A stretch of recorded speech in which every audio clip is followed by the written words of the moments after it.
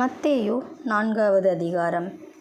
அப்பொழுது இயேசு பிசாசினால் சோதிக்கப்படுவதற்கு ஆவியானவராலே வனாந்தரத்திற்கு கொண்டு போகப்பட்டார். அவர் இரவும் பகலும் 40 நாள் உபவாசமாயிருந்த பின்பு அவருக்கு பசி உண்டாயிற்று. அப்பொழுது சோதனைக்காரன் அவரிடத்தில் வந்து, நீர் தேவனுடைய குமாரனேயானால் இந்தக் கல்லுகள் அப்பங்களாகும்படி சொல்லும் என்றான்.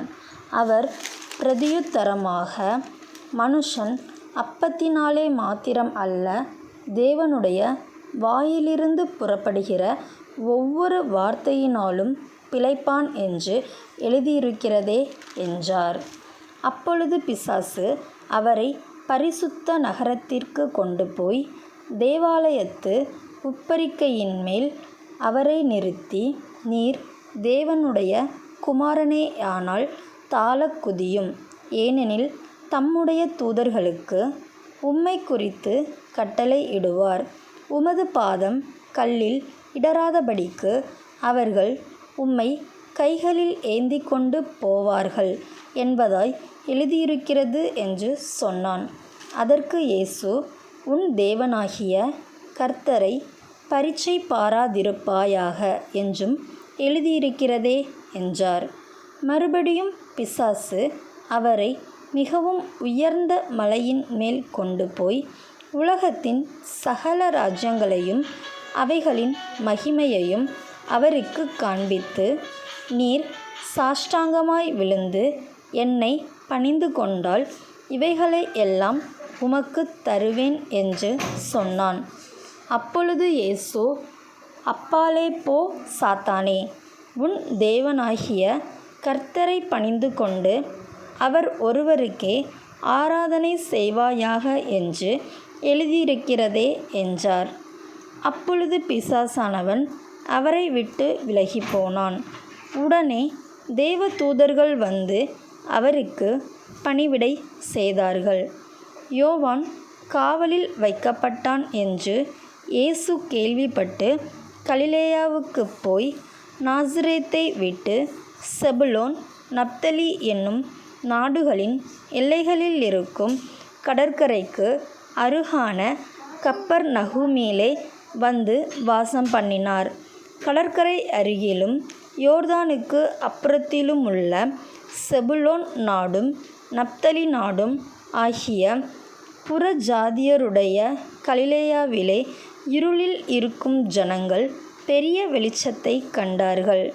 மரண இருளின் திசையில் இருக்கிறவர்களுக்கு வெளிச்சம் உதித்தது என்று ஏசாயா தீர்க்கதரிசியினால் உரைக்கப்பட்டது நிறைவேறும்படி இப்படி நடந்தது.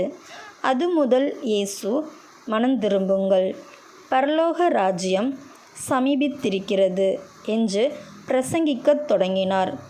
இயேசு கலிலேயா கடலோரமாய் நடந்து போகையில் மீன் பிடிக்கிறவர்களாயிருந்த 2 சகோதரராகிய பேதுரு எனப்பட்ட சீமோனும் அவன் சகோதரன் அந்திரேயாவும் கடலில் வலை போட்டு கொண்டிருந்தபோது அவர்களைக் கண்டு, என் பின்னே வாருங்கள், உங்களை மனுஷரை பிடிக்கிறவர்களாக்குவேன் என்றார். உடனே அவர்கள் வலைகளை விட்டு அவருக்கு பின் சென்றார்கள். அவர் அவ்விடம் விட்டு போகையில் வேறே 2 சகோதரராகிய செபதேயுவின் மகன் யாக்கோபும் அவன் சகோதரன் யோவானும் தங்கள் தகப்பன் செபதேயுவுடனே படவிலிருந்து தங்கள் வலைகளை பழுது பார்த்து கொண்டிருக்கிற போது அவர்களைக் கண்டு அவர்களையும் அழைத்தார். உடனே அவர்கள் படவையும் தங்கள் தகப்பனையும் விட்டு அவருக்கு பின் சென்றார்கள். பின்பு இயேசு கலிலேயா எங்கும் சுற்றி நடந்து அவர்களுடைய ஜெப ஆலயங்களில் உபதேசித்து ராஜ்யத்தின் சுவிசேஷத்தை பிரசங்கித்து ஜனங்களுக்கு உண்டாயிருந்த சகல வியாதிகளையும் சகல நோய்களையும் நீக்கி சொஸ்தமாக்கினார். அவருடைய கீர்த்தி சீரியா எங்கும் பிரசித்தமாயிற்று. அப்பொழுது பலவித வியாதிகளையும் வேதனைகளையும் அடைந்திருந்த சகல பிணியாளிகளையும் பிசாசு பிடித்தவர்களையும் சந்திர ரோகிகளையும் திமிர்வாதக்காரரையும் அவரிடத்தில் கொண்டு வந்தார்கள். அவர்களை சொஸ்தமாக்கினார். கலிலேயாவிலும் தெக்கப்போலியிலும் எருசலேமிலும் யூதேயாவிலும் யோர்தானுக்கு அப்புறத்திலும் இருந்து திரளான ஜனங்கள் வந்து அவருக்கு பின் சென்றார்கள். ஆமீன். அல்லேலூயா.